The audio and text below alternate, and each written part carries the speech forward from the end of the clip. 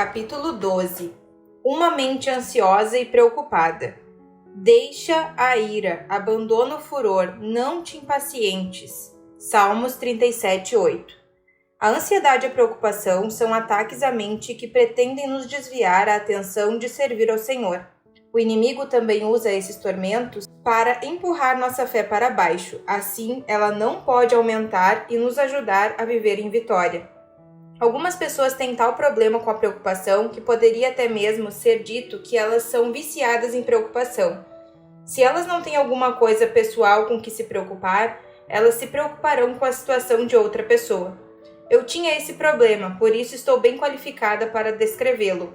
Como estava constantemente me preocupando a respeito de alguma coisa, jamais desfrutei a paz pela qual Jesus morreu para que a tivesse. É absolutamente impossível preocupar-se e viver em paz ao mesmo tempo. Paz não é alguma coisa que pode ser colocada em uma pessoa, é o fruto do Espírito. Está em Gálatas 5, versículo 22. E fruto é o resultado de permanecer na videira. João 15, versículo 4. Permanecer refere-se a entrar no descanso de Deus, relatado no capítulo 4 de Hebreus, como também em outros lugares da Palavra de Deus. Há diversas palavras na Bíblia que se referem à preocupação, dependendo da tradução que você estiver lendo. A versão King James não usa a palavra preocupação. Além de não te impacientes, do Salmo 37:8, outras frases padrão usadas para nos advertir contra a preocupação são: não andeis ansiosos, Mateus 6:25. Não andeis ansiosos de coisa alguma, Filipenses 4:6. E lançando toda a vossa ansiedade, 1 Pedro, versículos 5 ao 7. Geralmente uso a Amplified Bible, que inclui diversas versões diferentes e outras frases que se referem ao assunto. Para simplificar o ensino do restante desse capítulo, vou me referir a essa situação como preocupação. Preocupação definida. O dicionário Webster define preocupação como se segue: sentir-se apreensivo ou inquieto, fazer alguém sentir-se ansioso, angustiado ou inquieto. Uma fonte de inquietação contínua. Também ouvi essa palavra definida como atormentar-se com pensamentos perturbadores. Quando vi a parte sobre atormentando-se com pensamentos perturbadores, decidi imediatamente que sou mais esperta do que isso. Acredito que cada cristão é. Penso que os crentes têm mais sabedoria além de sentar-se por aí e atormentar-se. A preocupação certamente jamais torna qualquer coisa melhor, então por que não desistir dela? Outra parte da definição também me esclareceu: agarrar pela garganta com os dentes e sacudir ou lacerar, como um animal faz a outro, ou fustigar por meio de repetidas mordidas ou dentadas. Refletindo nessa definição, fiz a seguinte correlação: o diabo usa a preocupação para fazer conosco precisamente o que está escrito acima. Quando temos uma luta ou preocupação, mesmo por poucas horas, é exatamente assim que nos sentimos, como se alguém nos tivesse apanhado pela garganta e nos sacudido até ficarmos completamente exaustos e dilacerados. A repetição de pensamento que vem e não nos deixa é como as repetidas mordidas e dentadas descritas na definição. A preocupação é definitivamente um ataque de Satanás à mente. Há certas coisas que o crente é instruído a fazer com sua mente e que o inimigo quer se assegurar de que elas jamais sejam feitas. Consequentemente, o diabo tenta manter a arena mental suficientemente ocupada com os tipos errados de pensamentos, de tal forma que a mente nunca se liberte para ser usada para o propósito a qual Deus planejou. Discutiremos as coisas certas a fazer com a mente no próximo capítulo, mas agora deixe-me continuar nosso estudo sobre a preocupação até termos a revelação total de quão inútil ela realmente é.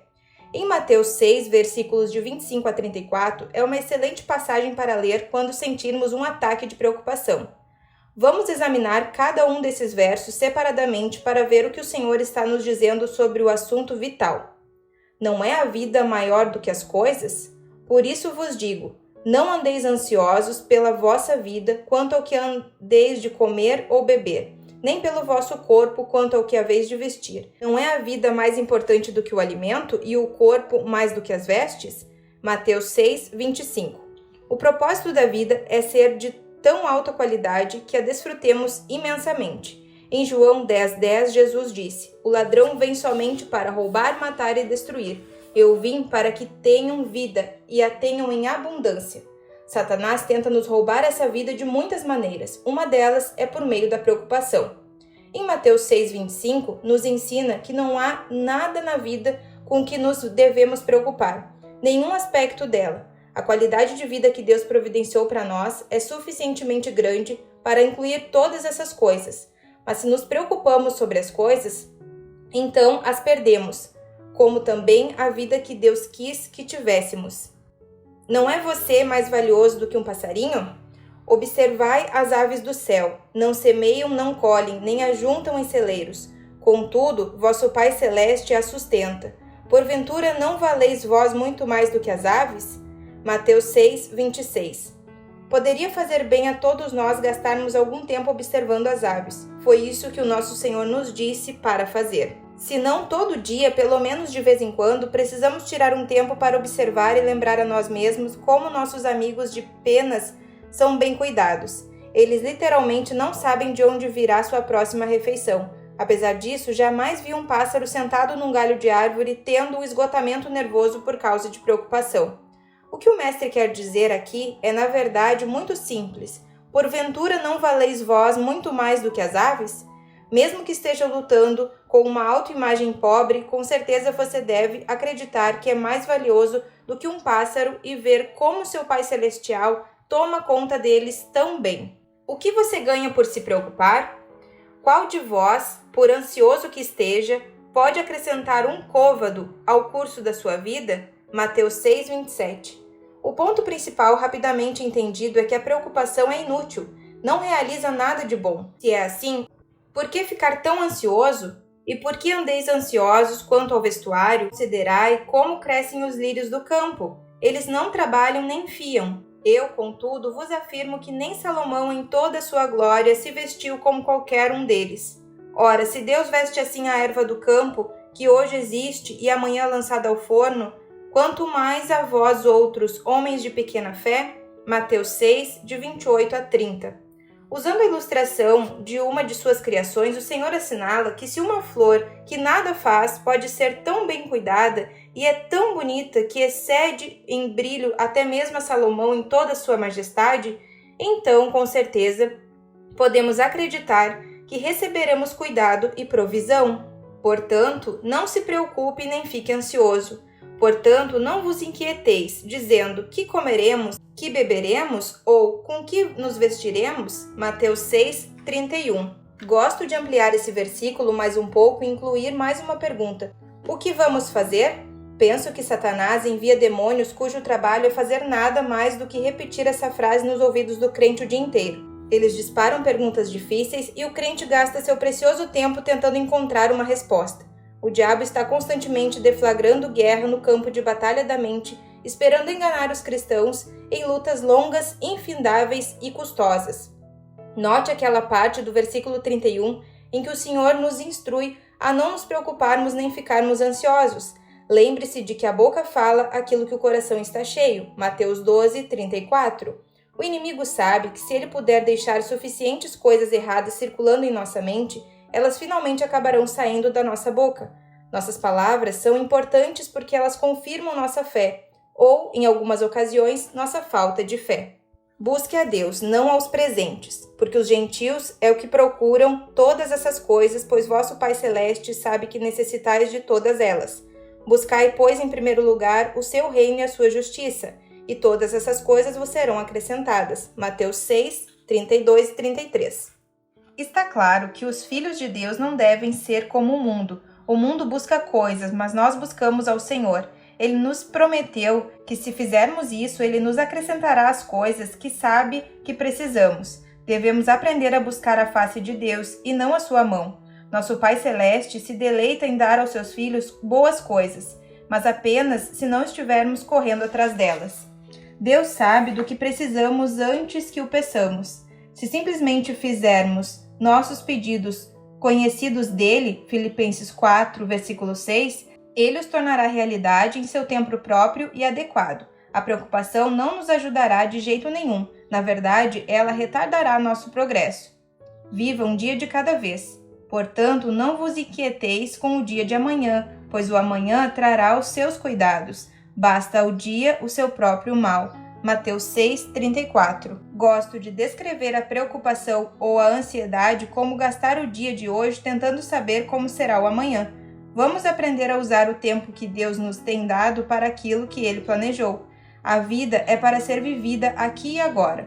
Infelizmente, muito poucas pessoas sabem como viver cada dia em sua plenitude, mas você pode ser um desses. Jesus disse que Satanás, o inimigo da nossa alma, vem para roubar a sua vida. João 10:10. Não permita que ele faça isso nunca.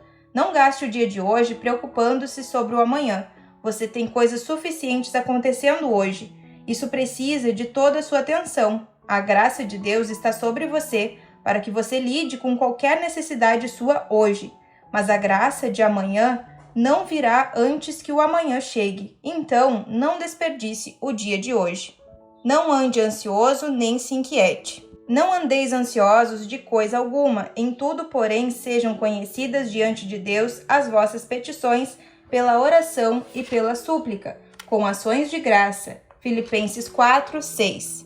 Esse é outro bom versículo para se ter em mente quando vier um ataque de preocupação.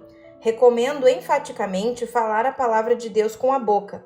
É uma espada de 2 gumes que precisa ser brandida contra o inimigo.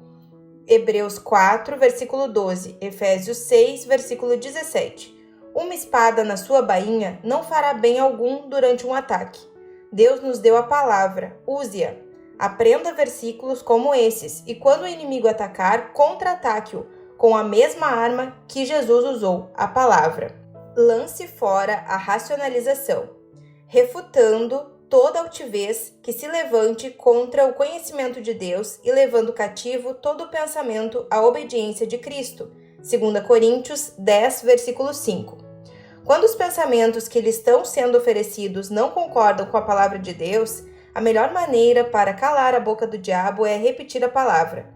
A palavra saindo da boca de um crente com fé para respaldá-la é a mais efetiva arma que pode ser usada para ganhar a guerra contra a preocupação e a ansiedade. Lance seus cuidados sobre Deus. Humilhai-vos, portanto, sob a poderosa mão de Deus, para que ele em tempo oportuno vos exalte, lançando sobre ele toda a vossa ansiedade, porque ele tem cuidado de vós. 1 Pedro 5, versículos 6 e 7. Quando o inimigo tenta nos dar um problema, temos o privilégio de poder lançá-lo sobre Deus. A palavra lançar, na verdade, significa jogar ou arremessar. Podemos jogar ou arremessar nossos problemas para Deus e, creia-me, Ele pode pegá-los. Ele sabe o que fazer com eles. Essa passagem nos permite saber que humilhar-se significa não se preocupar. A pessoa que se preocupa ainda pensa que ela pode, de alguma maneira, resolver seu próprio problema. A preocupação é a mente correndo de um lado para outro, tentando encontrar uma solução para a sua situação. O homem orgulhoso é cheio de si, enquanto o homem humilde é cheio de Deus. O homem orgulhoso se preocupa, o homem humilde espera. Apenas Deus pode nos libertar, e Ele quer que saibamos disso, para que em cada situação nossa primeira resposta seja nos apoiarmos nele e encontrarmos no seu descanso. O descanso de Deus. Nosso Deus, acaso não executarás tu o teu julgamento contra eles? Porque em nós não há força para resistirmos a essa grande multidão que vem contra nós, e não sabemos nós o que fazer, porém os nossos olhos estão postos em ti. 2 Crônicas 20, versículo 12. Amo esse versículo. O povo a quem ele se refere havia atingido o ponto de perceber 3 coisas como certas. 1. Eles não tinham poder contra os seus inimigos. 2. Eles não sabiam o que fazer. 3. Eles precisavam ter seus olhos fixos em Deus. Nos versos 15 e 17, na mesma passagem, vemos que o Senhor lhes disse quando eles atingiram essa percepção e de boa vontade admitiram diante de Deus: não temais, nem vos assusteis por causa dessas grandes multidões, pois a peleja não é vossa, mas de Deus. Nesse encontro, não tereis de pelejar. Tomai posição, ficai parados e vede o salvamento que o Senhor vos dará.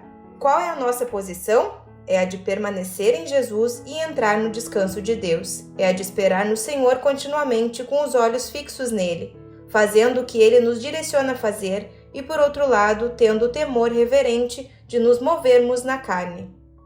No que diz respeito ao descanso de Deus, gostaria de dizer isto: não há o descanso de Deus sem oposição. Para ilustrar, compartilho com você uma história que ouvi certa vez envolvendo 2 artistas a quem pediram que pintassem quadros da paz na maneira com que eles a percebiam.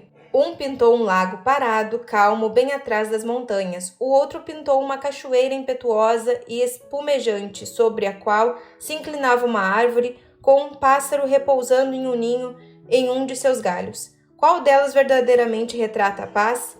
A segunda, porque não há paz sem oposição. O primeiro quadro representa estagnação. A cena representada pode ser serena. Uma pessoa poderia ser motivada a ir lá para se convalescer.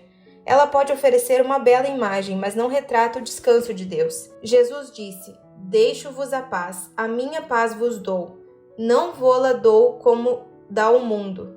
João 14, versículo 27. Sua paz é espiritual e seu descanso é aquele que funciona durante a tempestade, não na ausência dela. Jesus não veio para remover toda a oposição da nossa vida. Antes, pelo contrário, veio para nos dar um enfoque diferente nas tempestades da vida. Devemos tomar sobre nós o seu jugo e aprender dele. Mateus 11, 29. Isso significa que devemos aprender seus caminhos para enfrentar a vida da mesma maneira que ele enfrentou. Jesus não se preocupava, e nós também não temos de nos preocupar. Se você está esperando não ter nada com que se preocupar para parar de se preocupar, então provavelmente eu devesse lhe dizer que você não terá de esperar um longo tempo, porque esse tempo pode jamais chegar. Não estou sendo negativa, estou sendo honesta. Mateus 6, versículo 34, sugeriu que não nos preocupássemos com o dia de amanhã, porque cada dia terá suas próprias e suficientes preocupações. O próprio Jesus disse isso, e ele certamente não era negativo. Estar em paz, desfrutar o descanso de Deus em meio à tempestade, dá mais glória ao Senhor, porque prova que o seu método funciona. Preocupação, preocupação, preocupação. Desperdicei anos da minha vida me preocupando com coisas sobre as quais não podia fazer nada. Gostaria de ter aqueles anos de volta e ser capaz de encará-los de maneira diferente. Entretanto, uma vez que você tenha gasto o tempo que Deus lhe deu, é impossível consegui-lo de volta e fazer as coisas de um jeito diferente. Meu marido, por outro lado, jamais se preocupou. Houve um tempo em que ficava zangada com ele porque ele não se preocupava comigo. Isso juntava a mim para falar sobre todas as possibilidades sombrias se Deus não se fizesse presente e satisfazesse nossas necessidades. Sentava-me na cozinha, por exemplo, e despejava as contas e talões de cheque, ficando mais descontrolada naquele momento, porque as contas eram mais do que o dinheiro. Dave ficava no cômodo próximo brincando com as crianças, vendo televisão, enquanto elas pulavam-lhe nas costas. Lembro-me de lhe ter dito em tom desagradável: por que você não vem aqui e faz alguma coisa em vez de ficar brincando enquanto tento resolver essa bagunça? Quando ele respondia: o que você quer que eu faça? Jamais podia pensar em outra coisa. Deixava-me irritada o fato de ele ousasse se divertir enquanto eu estava enfrentando uma situação financeira tão desesperadora. Dave me acalmava, lembrando-me de que Deus tinha sempre satisfeito nossas necessidades, que nós estávamos fazendo nossa parte, que era dando dízimo, ofertas, orando e confiando, e que o Senhor continuaria a fazer a parte dele. Devo esclarecer que Dave estava confiando enquanto eu estava me preocupando. Ia para a sala com ele e as crianças, e um pouquinho mais tarde os pensamentos voltavam a se mover em minha mente. Mas o que vamos fazer? Como vamos pagar essas contas? E se... E então veria todos esses desastres na tela de cinema da minha imaginação. Execução da hipoteca, apreensão do carro, embaraço na frente de parentes e amigos se tivéssemos de pedir ajuda financeira e assim por diante. Você já assistiu a esse filme? Ou teve todos esses tipos de pensamentos se revolvendo em sua mente constantemente? Claro que sim, do contrário você provavelmente não estaria lendo esse livro. Depois de acolher os pensamentos que o diabo estava me oferecendo por uns instantes, voltava para a cozinha, pegava todas as contas, a calculadora e o talão de cheques e começava toda a confusão outra vez. Quanto mais fazia, mais irritada eu ficava. Então, repetia a mesma cena, gritava porque Dave e as crianças estavam se divertindo, enquanto eu estava carregando toda a responsabilidade. Na verdade, o que estava experimentando não era responsabilidade, era cuidado, algo que Deus havia me dito especificamente para lançar sobre ele. Olho para trás e vejo que desperdicei todas aquelas noites que Deus me deu nos primeiros anos do meu casamento. O tempo que Ele nos dá é um precioso presente, mas eu o dei ao diabo. Seu tempo é seu mesmo. Use-o com sabedoria. Você não passará por esse caminho outra vez. Deus satisfez todas as nossas necessidades, e Ele o fez de diferentes maneiras. Ele jamais nos desaponta, uma única vez sequer. Deus é fiel. Não se preocupe, confie em Deus. Seja a vossa vida sem avareza. Contentai-vos com as coisas que tendes, porque Ele tem dito: de maneira alguma te deixarei, nunca, jamais te abandonarei, nem relaxarei a minha mão sobre ti. Hebreus 13, versículo 5. Essa é uma excelente passagem a ser usada para encorajar a você mesmo quando tiver preocupação sobre se Deus se fará presente ou não e se satisfará suas necessidades. Nessa passagem, o Senhor está nos avisando que não precisamos ter nossa mente no dinheiro, imaginando como tomaremos conta de nós, porque Ele tomará conta dessas coisas por nós. Ele prometeu nunca falhar e nunca nos abandonar.